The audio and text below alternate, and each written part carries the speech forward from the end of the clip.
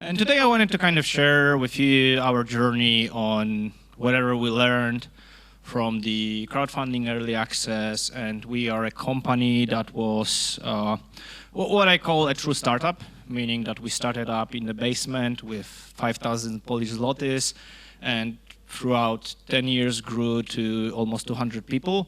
And we are only able to grow like that because of crowdfunding and because of, and we did all of that with only our kind of internal capital, so no investors.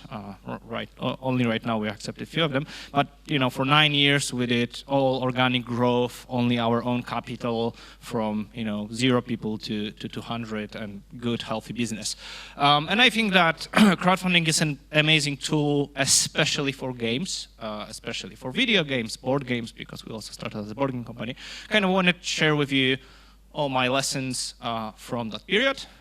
So I'm the CEO of the company, but I'm also a founder, and I also do a lot of kind of like marketing design, so I'm kind of all around the place. So this presentation will be a little bit all around the place, from kind of business to design and all the benefits and cons, because there are obviously cons as well. So we'll start with just quick audience check. I always like to see, who am I talking to in terms of what things I will focus on. So a question, how many of you are making like totally indie games and are thinking about using early access or crowdfunding? Just raise your hand. All right, how many of you are working for a middle-sized publishers that are just thinking about using marketing, crowdfunding in marketing or whatnot? Nice, none. Okay, and how many of you are thinking about making like other product, like board game or some physical stuff? All right, we got a few others. Okay, awesome, thank you. All right, so just quickly, I wanted to kind of showcase a few numbers because, one of those, whenever I go to a presentation, my first question is like, why should I even listen to you? So here are a few numbers just to kind of, not to boast, but to kind of showcase that I more or less know what I'm talking about. So in general, we did throughout the years on crowdfunding, and this includes Kickstarter and our own platform, GameFound. So in board games, we did over $70 million of funding, and we had Tainted Grail, which was one of the biggest Kickstarter of 2018. Then we had Nemesis Lockdown, Etherfeeds, ISS Vanguard. We basically had like, I think by now we have like 16 projects that are funded, delivered, and a lot of like, basically like over 500,000 backers across all the projects. We also created a dedicated platform for tabletop games. So this is GameFound. Right now we have almost 1 million users. This is the fastest growing platform. It's the fastest growing because it's still small, so it's easy to grow fast if you're small. But right now we're growing for every year. Right now over 1,000 projects. So this is kind of like a platform for everything tabletop. So RPGs, games, board games, things like that. And we also, right now, are aggressively going into an early access on Steam, which is sort of crowdfunding to some extent, right? And we did Tainted Grail Conquest, which right now is fully released game with almost 300,000 copies sold. And you can see all the numbers in here. One thing that I would recommend looking is Tainted Grail Fall of Avalon, because right now the game is in early access, and you will hear about it next year when it will come out, because it will be one of the best RPGs of next year. But we also had our fair share of failures. Nemesis Distress didn't really go well business-wise. Nemesis Lockdown as well. So kind of, had some success, had some failures, learned a lot. It was a fun, both of them were very fun. But biggest achievement, our board game was on South Park, Nemesis. And one day I woke up on my Facebook, there was all around, Cartman hold the game and talk about Nemesis. It was best day ever. Forbes cover doesn't matter for me anymore because I can die happy now. So let's start it a little bit reversed. Why shouldn't you go early access? Because just a week ago we had our first not early access premiere. So all our previous digital games were in early access. But this time we decided, okay, let's try something new. We'll just go ahead and do a full publish. And I have a fresh kind of knowledge of like what is cool about going straight to Premiere instead of early access process. So very quickly go over that, and then we'll go to the focus on the early access. So okay, so one super important thing, if you're an indie developer, obviously you don't have a lot of marketing money, blah, blah, blah, you need to rely on organic traffic. And that's why Steam is such a great platform, because Steam will promote your game for free if certain criteria are met, and those criteria ask you need to have at least 5,000 wish lists, quality wish lists, right? If that is like, if you will buy wish lists from India, it will not really count. So you don't need to be quite quality wish lists. And if you do, usually you will end up here, meaning popular upcoming games. And what is important in here is that you will be in popular upcoming only once. This is main page of Steam. So a lot of traffic, more or less. If you're here, it's around from 1,000 to 3,000 wish lists per day being in here for free. So no marketing spending, you get 1,000 to 3,000 wish lists. And but you will be here only once. So if you decide to do early access, you will be here. But then if you will release for the full premiere, you will no longer be in the popular upcoming, right? On the other hand, if your game will sell very well in early access, you will not be in new and trending, because new and trending, there are no early access games, only fully released games. So if you'll be in the bestsellers, yes, early access normally will be in the bestsellers, but you will not be in the slot new and trending. And this is what was our main focus on the decision not to make early access. Because with this game, it was a pretty much ready game. So we decided, okay, let's not divide the sales into kind of two periods, so early access and then full release. Let's make it all together, because we hoped that the sales will be enough to get us to new and trending. And this is, again, top page of Steam, a lot of organic promotion for free, right? And it happened, thankfully, right? So with this game, with Panoramas, it actually happened. It helped us to push us over to the front page of Steam. The game did well.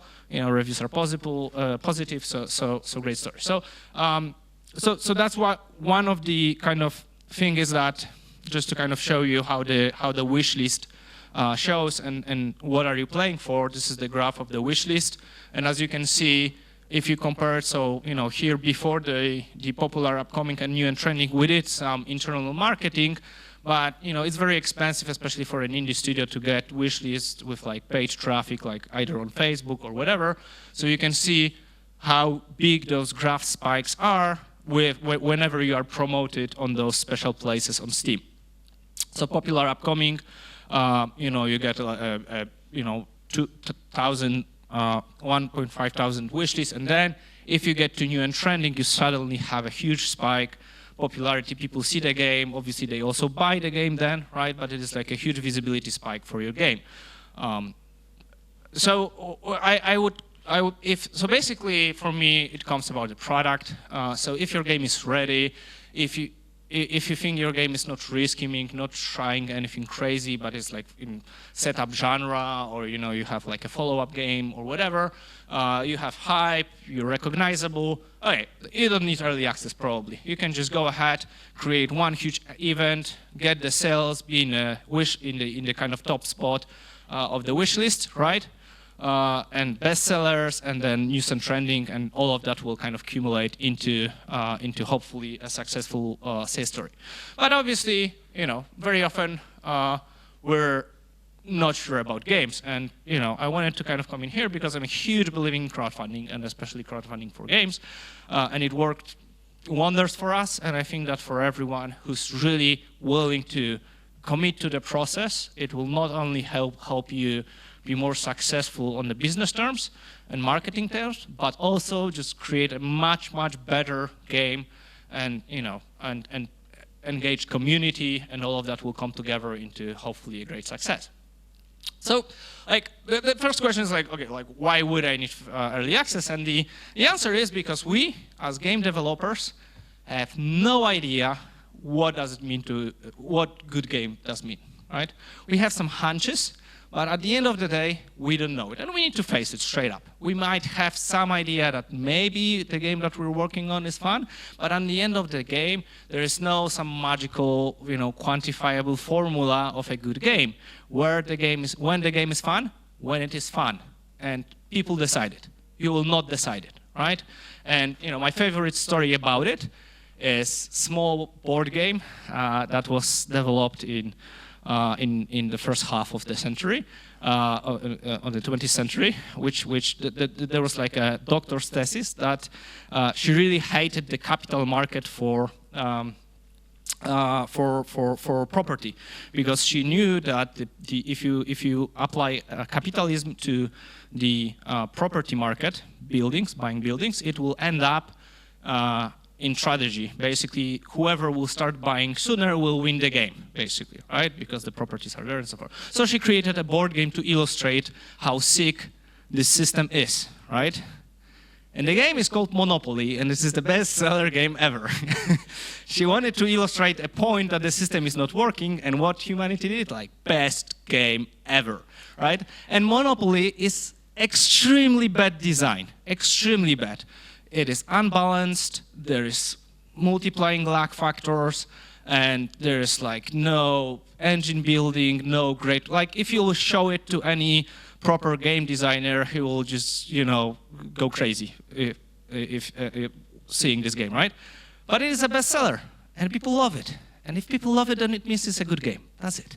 This is how the world works, right? So, we don't know it. Like Disney doesn't know how to make a next Star Wars movie with all the money in the world and most talented stuff in the world, right? They don't know how to do it. And how many stories are there of game designers who are putting the games out there without any testing or whatever, and surprise, surprise, oh, the game is not fun. Community is actually not finding the games fun, right? So, at the end of the day, we don't know, and we need to accept it, and the sooner we will push our games against people who will play it and test the fun factor, the better. For the product, for us, and for us understanding the potential of it, right? And the thing is that obviously we can do testing with focus groups and whatever if you have the money for that. Most of us here probably doesn't have the money for that, right? But one thing that I kind of learned throughout the years is, the best vote is when people are voting with money. Very easy it's to kind of post a comment. Posting a comment is free, right? And very often you will go into the trap of like a vocal, small minority who will force up changes, but they are actually not really invested in it. Voting with money is something very important. So that's why it's really kind of interesting. And this is something that I always say to all our teams, both board games and computer games. Making games is iterative process. You make something, then you bounce it off of the people, then you need to correct it and go back. Maybe some mechanics doesn't work, you need to throw it out, you need to maybe add something new, and you basically go back and forth, back and forth, back and forth, back and forth, and then at some point you need to decide this is the finished product and ship it, right? And this is, maybe it's just me, but this is the only way, and I talked with a lot of people, this is the only way to make quality games. It's go back and forth with people, make iterations of the games, see what makes sense, what doesn't make sense, look at analytics, look how people interact with the game, and then decide what state what goes. And trying to create a waterfall, planning the game and then executing it and then shipping it is asking yourself for a strategy. Because you have no idea how people will interact with the game. And there are, like multiple examples of those games that were huge success where no one seen it, MOBA games. No one seen MOBA games coming. It was a mod to Warcraft 3, and just people went crazy about it with Dota, League of Legends, and things like that, right? So no one's seen it coming. No one's seen coming PUBG. Those were all games that were mods developed with the community, going back and forth until they reached out this kind of, perfected mode of play that was new, something extremely new, extremely fresh. And this is what, if you're an indie game designer, this is what you're aiming. You cannot make a copy of an old game, because like, why would someone buy it? A copy of, like, worse copy of something. You need to find something new, right? This is your target. So if you're making something new, there are a lot of creative risks. There are a lot of creative questions that you need to ask yourself, and a lot of this process of going back and forth. And those iterations are necessary. Like, you cannot make game otherwise, because, again, there's no magical formula of a good game. You need to see what makes people happy. So why just not ask, right? And as a game designers, we have one huge advantage, right? And as from the business point, and from the design point, and from the artist form, and this is why so many people love to be a game designer, is because people actually want to find a great game. And for us, it is pretty much natural, right? Because you're looking for a great entertainment, right? But any other industry doesn't have this luxury, because no one is want to find next great toothbrush, right? It's like you don't care about it that much, right? But people are invested in games. They want to be a part of, of the process. They want, there will be, there are a lot of people in the world, and there will be people that dreamt about the game that you are making, and they want to make it a reality. They want to be a part of the journey. They want to help you. They will get involved, and they will, they will suffer through your shitty build with 10,000 bugs and no optimization, because they want to help you get there. They want to enjoy it, right? And enjoy the journey. And it is rare, and we should use it. If people want to be, part of the community, if they want to help you, we should use it, because we need all the help we need, because creating games is not an easy task. So, we can gather feedback and test potential at the same time, meaning not only we have some kind of playable build that we are showing to people, but also we have the possibility to very realistically see whether someone wants to buy our game. And this is super important, because if no one is willing to buy our game, even if the reviews are good, then we have a problem. Maybe we need to pivot. Maybe we want to change assumption. Or maybe we need to kill the project and move to something else. Because, you can trust me on that, because I had one example of that. It's better to, kill a project before you spend $1 million on it, and without making any money. It's much better to know sooner, right? And just to move to something next, because not only you will potentially lose a lot of money, and making games can get really expensive really fast if you have a team, a monthly burn rate. But also, it's not even about the money, it's also about your time and potential and burnout. No one wants to make a product that no one is, we're in here because we want for people to play our games, right? So if there are no interest for our games, well, maybe we need to change something drastically, or move the goalpost. So this only works if, so one thing that that I've seen is that, companies going to an early access as a, not really more of like a business decision than creative decision, and I never seen it worked well. So it only works if you are really actually committed to listening to community, to be prepared to change assumption of your games, to do changes that community will ask you to change, and to basically change your game into the better iteration. It is hard very often, right? Because sometimes those will be hard changes, or the feedback will be negative, or whatnot. But if from our experience always, people will really appreciate a developer willing to listen and willing to put in the work, and then they are feeling as a part of the team. So they are actually feeling as, they are helping to actually make the game better, and it's very satisfying for them as well. So as I said, it helps you cut your losses much earlier, or invest more if you see the potential, or even, this is a great example then to showcase, you want to find a publisher, if you have a business use case, it's so much easier if you already sold copies. like it's drastic difference, showcasing that you already sold copies, that people are playing your games, that reviews are positive. All of that, so much easier to talk to anyone.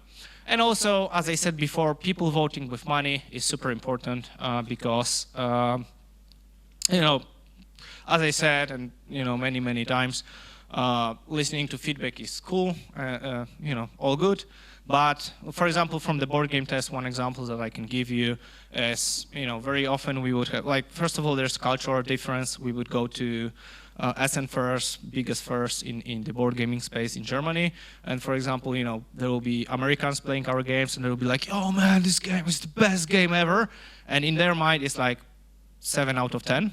And then there will be Germans coming in and they will be like, yeah, that's okay. And they're thinking like 9 out of 10. So, and you know, there are those cultural differences that, you know, you subconsciously don't think about it, but they're very real. That's the one thing. But the second thing is, like, for example, when we design board games and we test the games on like live space, we're not actually listening what people are saying. But for example, we are looking for a moment where the player will take out their phone and check their messages, right? This means, oh, okay, so in that moment he was not engaged. There's some downtime there. He's not really enjoying the game because he thought about, you know, checking his phone or whatever. So very often, like, having an analytics in game or kind of being able to see people interact with the game and you know, for people to pay the money and then play the game, it's also very different because they will have a more realistic expectation because they paid money, so they have some expectation of you. And this is what you will face off when you kind of premiere the game.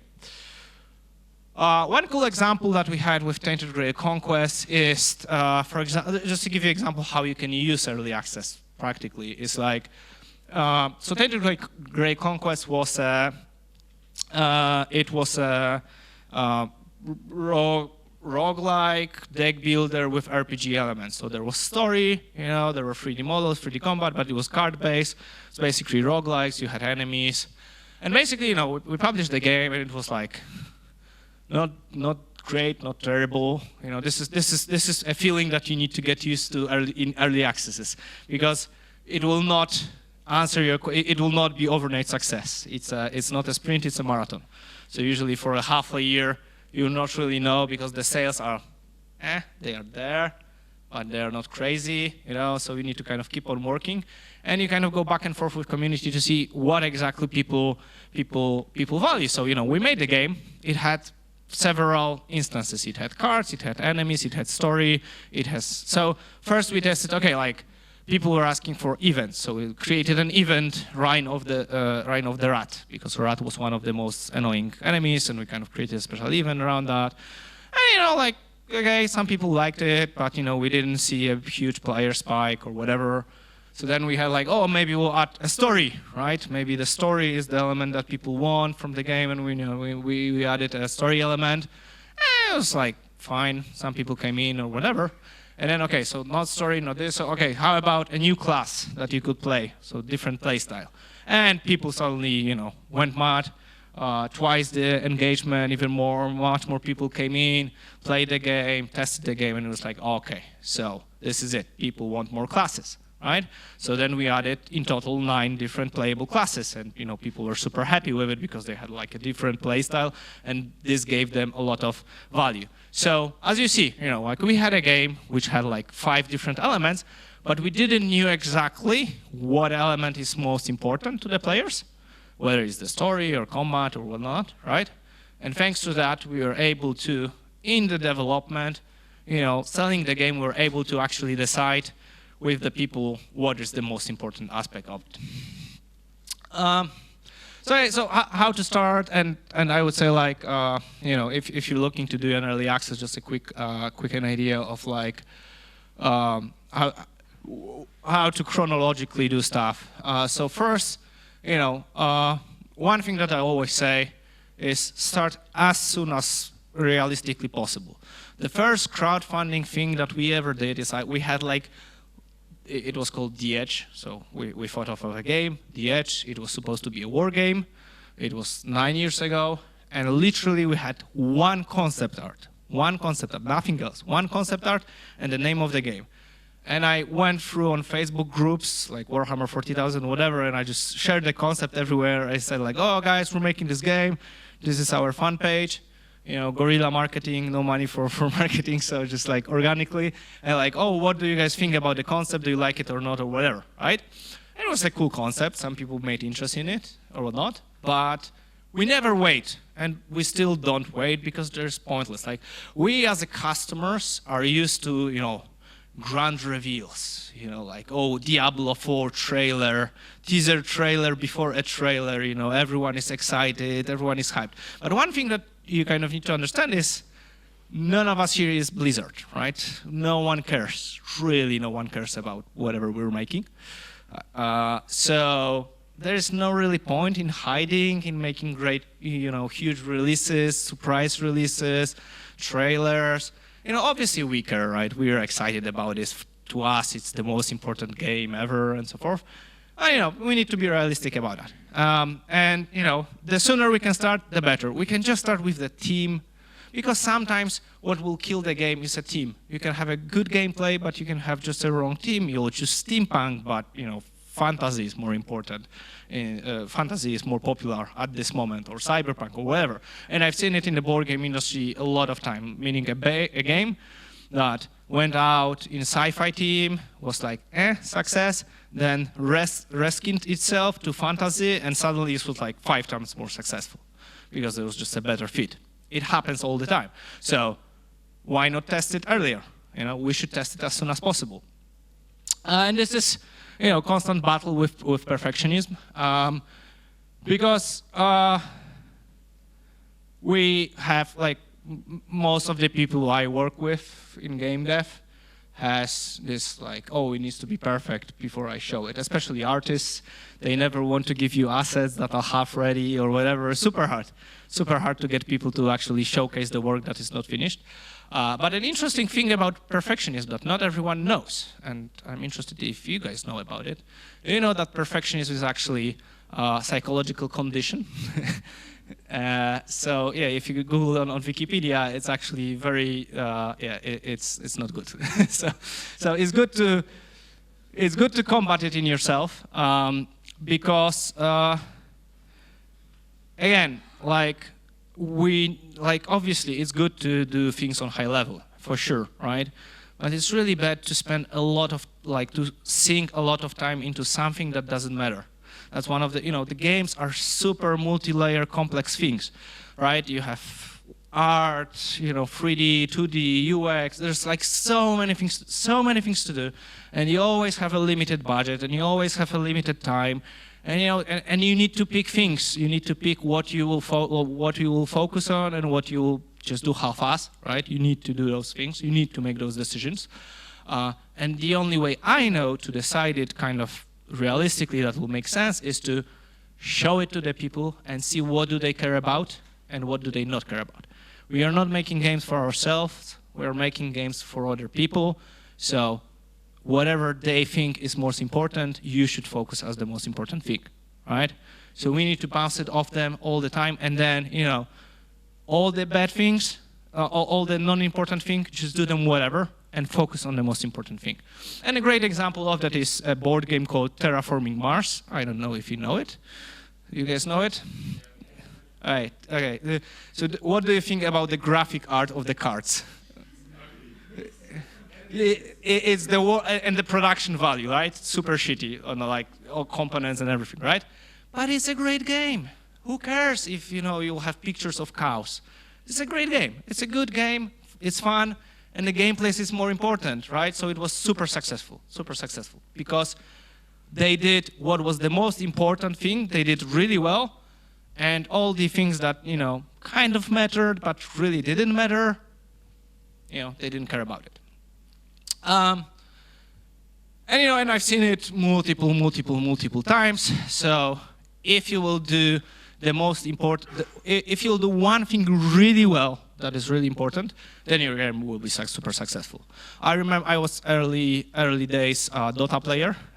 So once it was like a mod to Warcraft 3, and to play Dota, it was like hell, basically. There was all Brazilian people playing, and it was like disconnecting all the time. It was super unbalanced, but it was so fun that you couldn't stop. So it was all, it had so many negative stuff, but people kept on playing because it did one thing really good.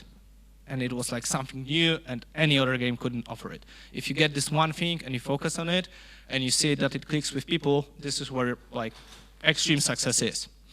And yeah, and if you have already, if you have, oh, that's not, so if you have like already built community, for example, like us, we usually do on our board games, we do polls. Basically, for example, we need to create a new miniature to our board game or create a new class for our game. We'll just do a poll. We'll just do 4 cool designs that we are fully comfortable with, and then run it for the people, and whatever they will choose, this is what we will do. It's not a risk for us, creative risk, because all of those designs are fine with us.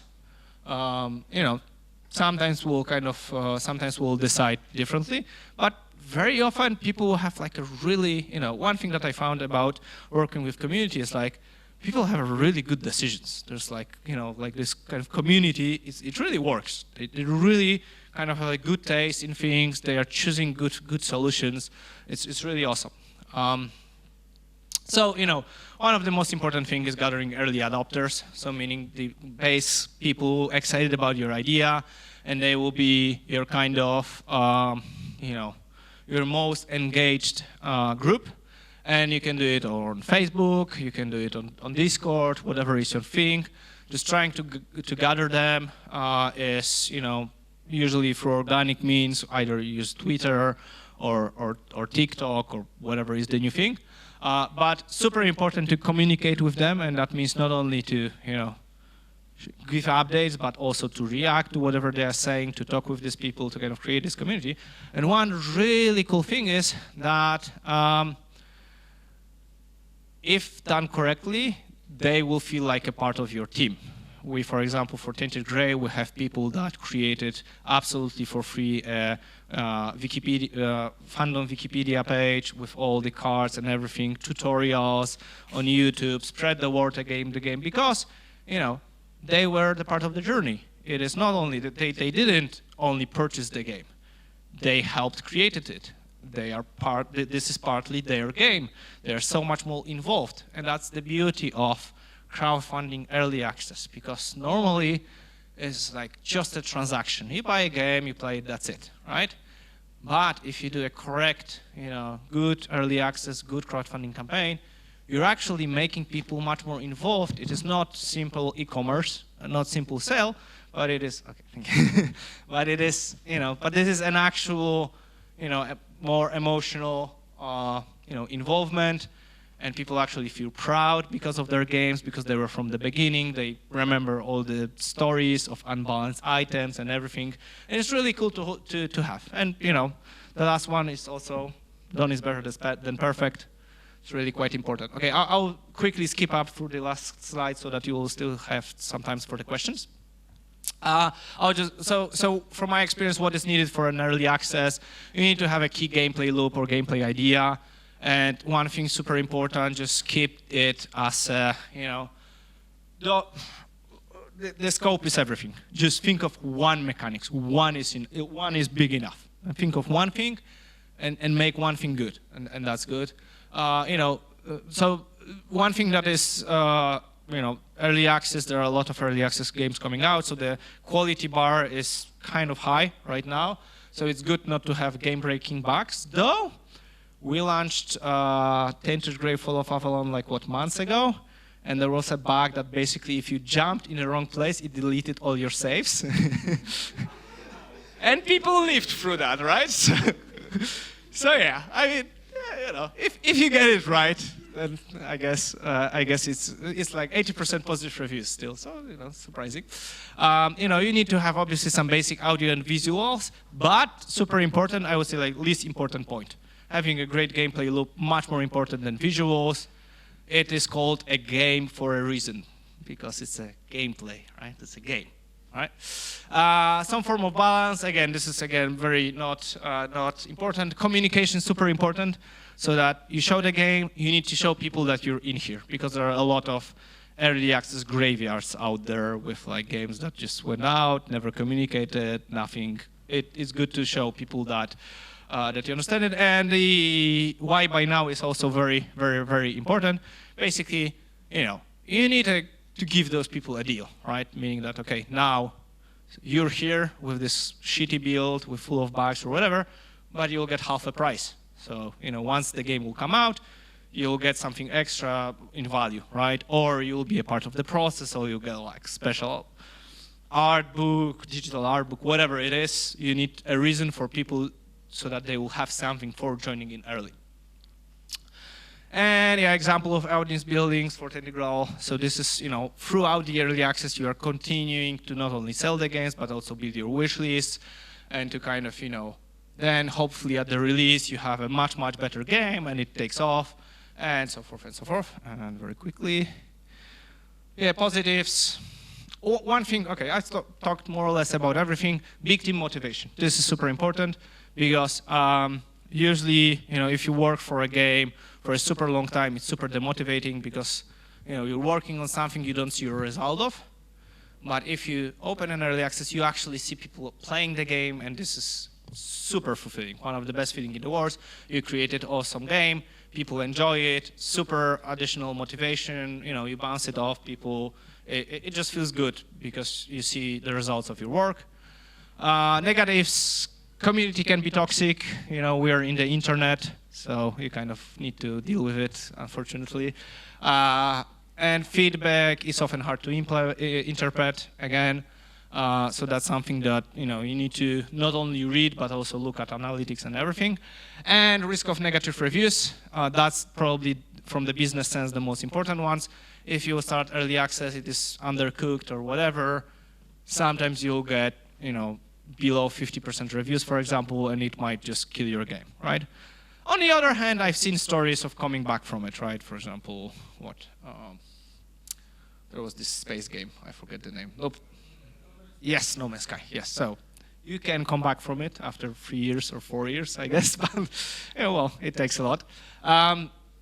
And another thing is that one thing that is very, very good, and this is the lessons that we learned, be upfront on your early access page that you can save wipe, and basically, whenever you make a huge, because if you will not, then people might feel betrayed or angry with you that you are deleting the saves, and if you will not be willing to delete the save, sometimes you would want to do some bigger change in the gameplay or mechanics or the engine, and it will actually be impossible with, it will cost you like 4 times the work, so it's just much, much easier. Like, you shouldn't structure your early access in a way that early access will hinder your development of the product. The game development is the most important. Early access comes kind of secondary. At the end of the day, the game is most important. So it's good to just basically let people know, like, listen, your saves might be wiped, your progress might be wiped, so be prepared for that, and then usually they will, usually people are cool with that. They understand that, but it's good to kind of let them know. Failures and lessons, don't spend big budgets before early access. So if you're going for early access, just go for early access and try to limit the scope. And the scope is everything, really. By now we've done 8 digital games and 15 board games, and I can tell with confidence that the biggest decision is deciding on scope. What to put in, what to cut out. The most important decision, and it is sacred, and don't go to too big projects. Making something extremely new, meaning like a new mode of play, is super risky, and very risky. So it is much easier to go with for example, Tainted Grail Conquest was Slay the Spire with a twist, basically, right? So this is Slay the Spire, but with RPG elements. So very often it's much easier to do an established genre and then kind of make a twist of it, right? Than just trying to go with something extremely risky. But on the other hand, where there is an extreme risk, there's extreme potential reward, right? But if this is your first game, maybe consider doing something that people have some similarities, right? So they can say, and understand when to quit. It's also very important. just to respect your time, your team's time, your budgets, just understand when to click. It's also a hard decision to make, but sometimes you just need to pivot, you just need to drastically change the design process, or try to find something else. And that's it. And I have a time for questions. We have 5 minutes. Yeah, even 7. Nice. Okay, we have 7 minutes for questions.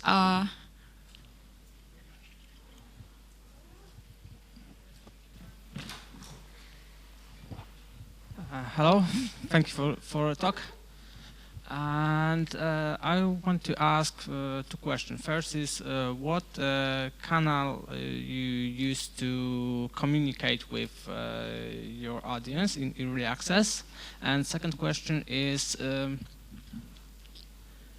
do you differentiate or try not early access by hidden like a beta branch of Steam? Yeah. Okay. And the difference between those? Sure.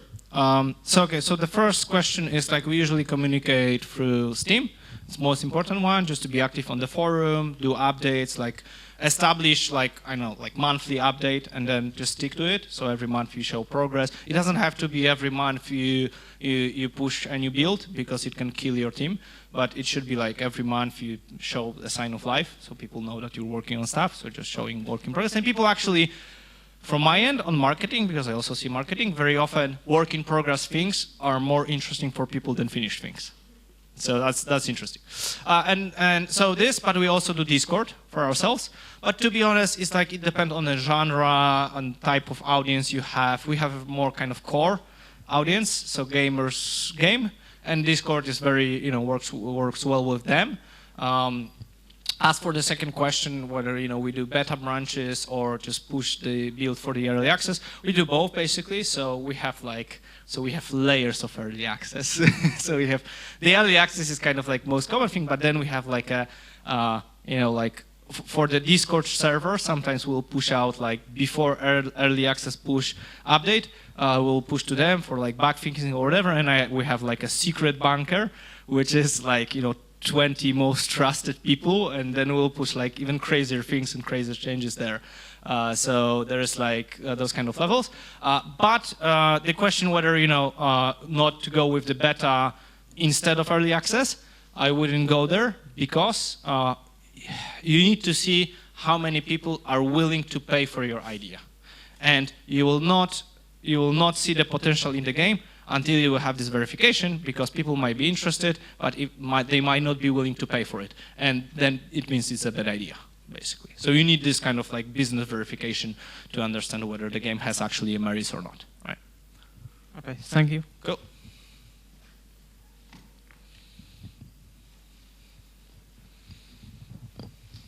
I want to ask you about wishlist, because at the beginning you use it as the proof for the why we shouldn't publish in early access.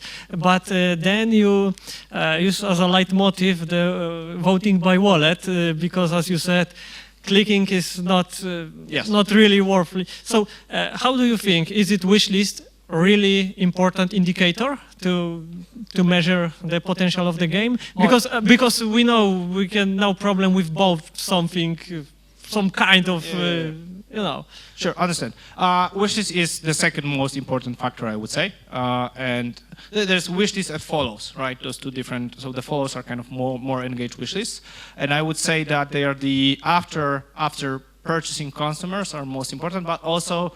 If you want to have like a great day one on Steam, super important to have those wishlists build up. You are right, the wishlist will not always convert if you don't have a great game, right? So that's why whether on the decision whether you want to go straight to launch or go early access, my answer would be, how certain are you that the game is completed and good? Because if the game is completed, good, you tested it multiple times, everyone loves it, it's engaging, you can go straight to the release. But very often you don't. Very often it's like, kinda ready, you don't know, right? And then it's much better to go early access, because you will not burn your potential. You still have like a second slot where you can actually make it, right? Make it out. And wishes is just like a part of it. It's just like, it's a general interest, but then you need to convert. Yeah. Okay, I just actually changed my question right now. Okay, I will be clear. I will give my personal example. I am actually a lead game programmer in a company. I'm planning to quit my company the next month.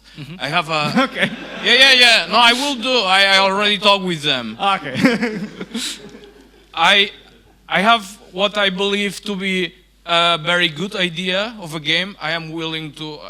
I will be committed to this game. I am, for now, alone. What should I do?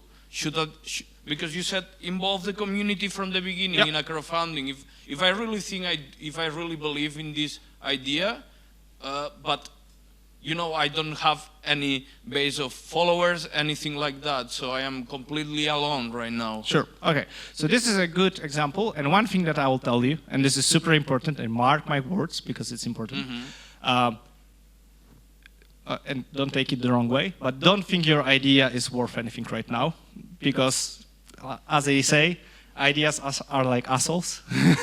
Everyone got one, right? But your idea can be really good, right? But why I'm saying that is...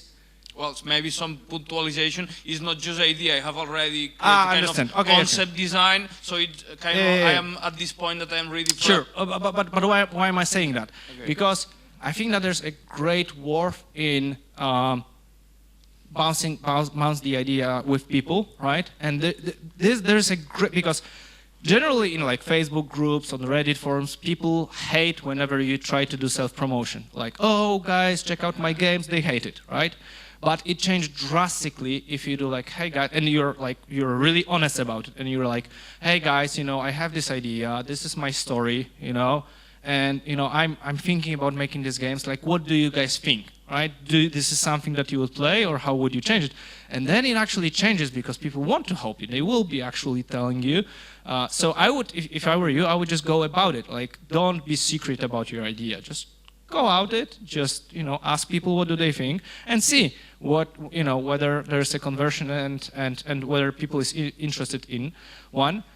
Because like I'm saying, I have like so many people that coming like I have this idea, but I need to sign new NDA first and whatever. Like, I've seen so many ideas, and it's like ideas without execution are nothing, right? You need to, like, the devil is in the details, and especially in games. Like, I have 10,000 ideas for games, right? But making them a good games is like 2 years of, super hard work, and all of us knows that who've actually done the journey, right? So don't be shy about sharing the idea. Just work with the people, talk with the people. Just go onto the Reddit forums, go to the Facebook groups. Just talk with people. You don't even just see. And the worst thing that can happen, because people think that the worst thing that can happen is that if people will be negative about it, but that's not the worst thing. The worst thing is if no one will even respond. That's the worst thing. You put your work, and there's like your mama is clicking a like button. That's it. Right? So that's the if it will be an extremely negative response, then it means like, oh, okay, so I tackled something, but I tackled it in the wrong way. So it's very good to have that feeling that, oh, actually people are interested in it. Maybe they're angry because I did something wrong, but I'm in a general good direction of something, right? So just go out in there, share your idea, ask for people. If you have like some materials, if you like have something drafted on paper, just add it. Just graphical example, like something graphical as it, or even like pay a concept of use Midjourney to make like a graphic art to just kind of illustrate the theme or the idea or whatever, right? You can there's a lot of possibilities right now to have anything to share, and ask for like, what do you guys think? Is this interesting, or is it just me, right? Mm-hmm. It's very good to have this, because I have very often we'll have an idea and we think that it's an awesome idea, but unfortunately, for example, it's not. It's much better to learn now than after you will spend your life savings and a year of life, right? So yeah, thank you. No worries. So unfortunately, we're out of time. One more, come on. One more. One okay. more. So, but a quick one. Thank you very much. Actually, I think this is one of the most valuable presentation today. Oh, thank you. I have one question. On the first slides, we saw popular upcoming on Steam. Do everyone get there, or there is something? You need to have at least 5,000 wish lists. 5,000 for Quality wish lists, I will add. More or but- less, 3,000 to 5,000, depending on timing. But is like I need to achieve 5,000 wish list in certain times, or I can achieve it in long Before period? you will be there, you need to have 5,000. So the way it looks like, you schedule a launch day of your early access on Steam, right? And you have an exact date, and you need to lock it down 2 weeks before the actual date, right? And based on that, this is the crazy thing on Steam, and it's just mind-blowing, but it is why one of the reasons why Steam is an amazing platform is like, if you have 5,000 wishlists and your launch date is chronologically before Witcher 4 coming out with 10 million wishlists, your game will be showing above them. Because yeah, exactly. Like once you get over 5,000 wishlists for the popular upcoming, this one place, it doesn't matter how many wishes you have. It's just like you are through the threshold, meaning that you are not some random anime hentai game, but you're like an actual game that people want, right? And then Steam will do that. And that's why Steam is such a great platform for indie games, because it will help you. Like if you have something, they will actually help to promote it. And to get to 3,000 to 5,000 wishlist, if you will do a lot of organic work, Twitter, TikTok, kind of showcase your work, it is doable even without paid marketing. So. Okay, thank you very much. Cool. No worries. Thank you very much for all the questions and presentation.